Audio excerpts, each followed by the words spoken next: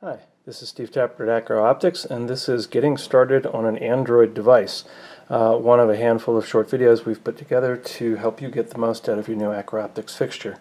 I'm assuming at this point that you have the Wi-Fi antenna attached and the fixture powered on. If you do, out of the box, you will notice that the indicator in the upper right of the touchscreen is flashing sort of a royal blue. That tells you that the fixture is ready to be claimed and associated with your account. So the first thing we're going to do is go to the Play Store.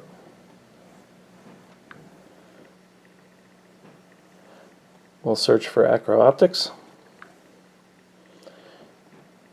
There's the AcroOptics controller.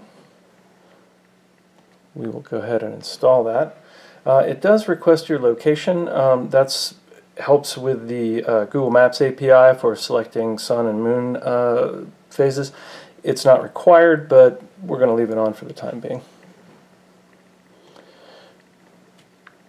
Okay, when the app installs, we will need to know the Wi-Fi network name, the SSID, whatever you call your wireless network, and the password for that wireless network. It doesn't need to be the same network that your device is connected to, although you do have to be in proximity to the fixture in order to be able to claim it. But it does make it go a little faster, so we would suggest that you just start that way.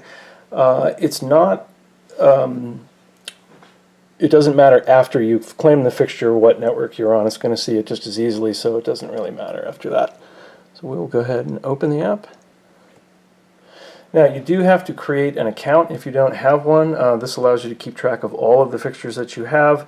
We don't do anything with the information. We don't share it for marketing purposes or anything like that with anybody else. So we typically just use an email address as your user ID. So we'll go ahead and put in the little test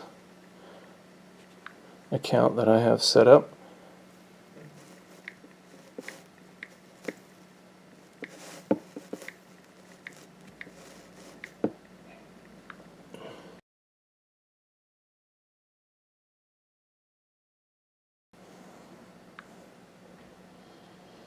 Okay, so we're logged in now, and you can see that it doesn't show any fixtures. This is the dashboard, so ordinarily if you had a fixture connected, all of the information about the fixture would be available through this screen. We're going to navigate to the fixture manager. That will allow us to go in and collect the fixtures. There's nothing here. A little button down at the bottom says Find New Fixture. It will actually walk you through what the setup is. It's letting you know the same information that I just told you, that you need to know the Wi-Fi network name and the password, and that the fixture is powered on and has the Wi-Fi antenna attached. We know that, and we're ready to go. We know our button is, or our indicator is flashing blue, so we'll go ahead and hit ready. And it will look around and it will find our fixture. So we'll go ahead and select that. It's going to ask us what Wi-Fi network we want to connect to, and it will provide a list of all the ones that it finds from scanning locally. So I don't actually see mine, so we'll go ahead and do a little rescan there. There we go.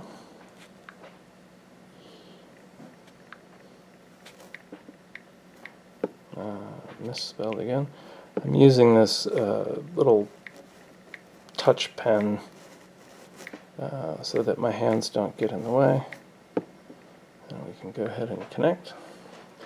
Now it'll tell you what it's doing, but basically it's going to connect to the fixture. It's going to save the Wi-Fi credentials that you just entered for the Wi-Fi network you selected. The fixture will reboot and it will connect to the Wi-Fi network and the internet that way.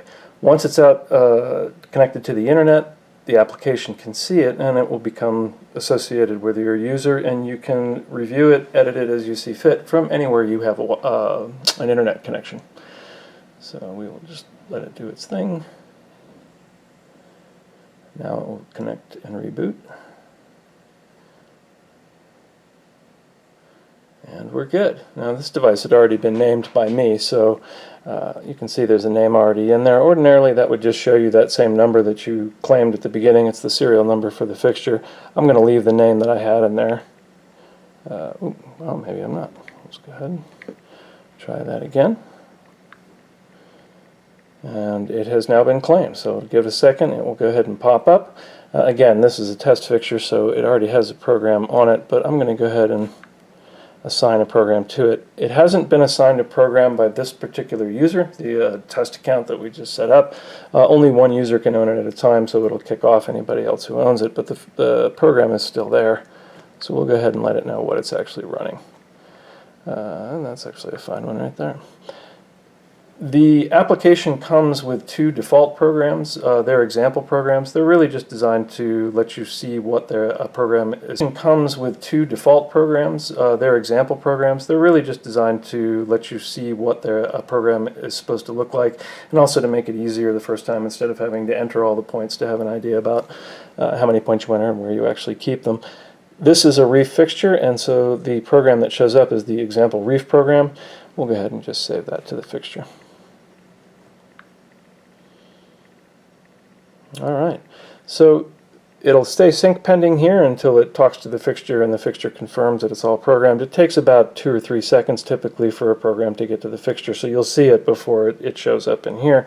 But we now are associated this user with that fixture, and we can see that fixture anywhere we go where we have an internet connection.